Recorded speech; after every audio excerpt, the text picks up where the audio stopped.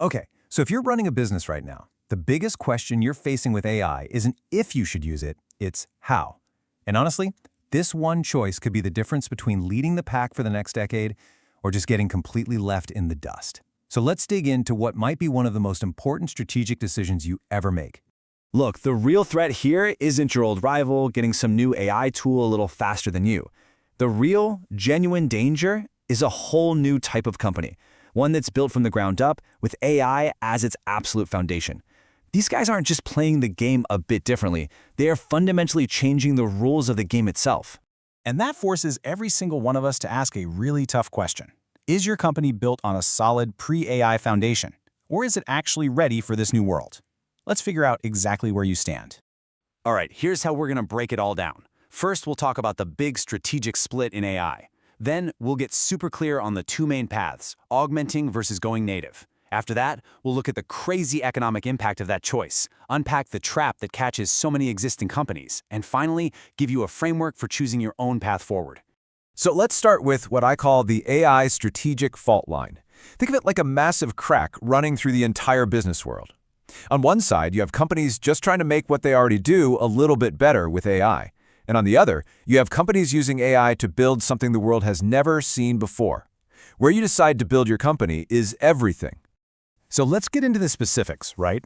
This fault line really creates two totally different ways to build a business. We call them AI-Augmented and AI-Native. And believe me, this isn't just a clever name, it's a clash of two completely different company blueprints. First up, let's talk about AI-Augmented. This is the path almost everybody is on right now. You take your existing business, how you do things, how you make money, and you basically just bolt on some AI tools to make it a little faster, maybe a little cheaper. We're talking good, solid improvements, yeah, but usually in that 15 to 40% range. You know, a great way to picture this is a master woodworker who gets a brand new power saw. It makes them way better, faster, more efficient for sure. But they're still a woodworker doing the same craft. The fundamental job, it hasn't changed at all. Now compare that to being AI native. Here, AI isn't just some tool you add on. It's the foundation. It's the whole point. The entire business is architected around what AI can do. So if you pulled the AI out, the business wouldn't just get slower, it would literally cease to exist. It would just collapse.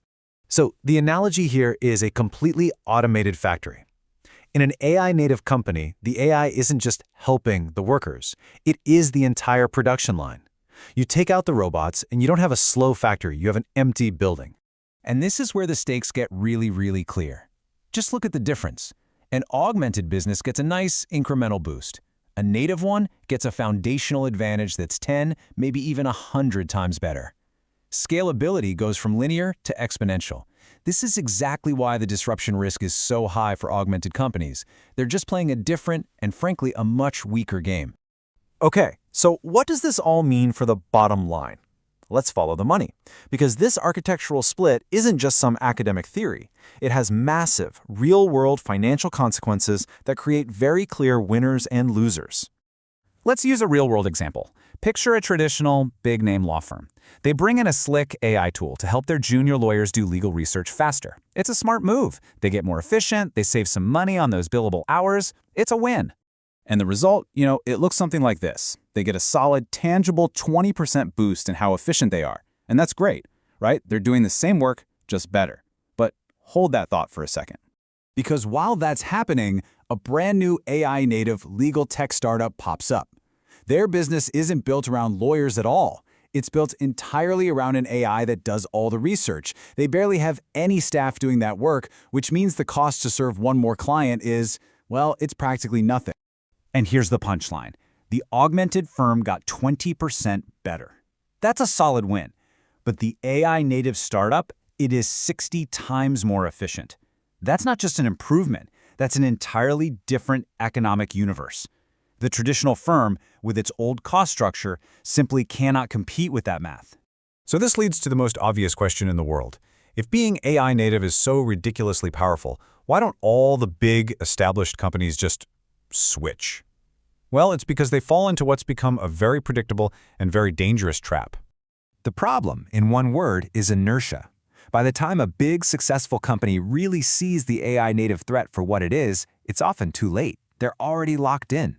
Their entire organization, their people, their tech, their processes is designed for the old world, and it actively fights back against any kind of fundamental change.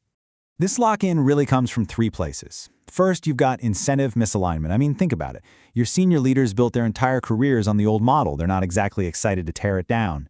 Second, there are huge competency gaps. You've spent decades hiring for one set of skills, and now you need a totally different kind of person. And finally, there's strategic ambiguity, this paralyzing fear of killing off your profitable old business for a risky, uncertain new one. So that's the trap. It's pretty scary stuff, but how do you avoid it? Let's walk through a really practical way to think about this so you can decide which path is actually right for your business. Look, the answer isn't always go native. Augmentation is the right call if your real advantage is human stuff, like deep client relationships or expert judgment. It also makes sense if your market has costs that AI just can't get rid of. But you absolutely have to consider going native if your work is based on repeatable knowledge tasks, if you're already seeing new native startups in your space, or if your profit margins are already getting squeezed. And if you do decide to go for it, don't try to change your whole company overnight. That never works. The proven strategy is to create a small, separate, independent team. Give them their own money, their own leaders, and, this is the really hard part, you have to let them compete directly with your main business. Yes, that means letting them steal your own customers. Because if you don't, a competitor will. So as we wrap up here, I want to leave you with one final question to really think about. Is your current AI strategy just building a faster, more efficient version of what you already have, a faster horse? Or are you truly using it to reinvent your business from the ground up to create something completely new, the automobile? The answer to that question is going to determine your future.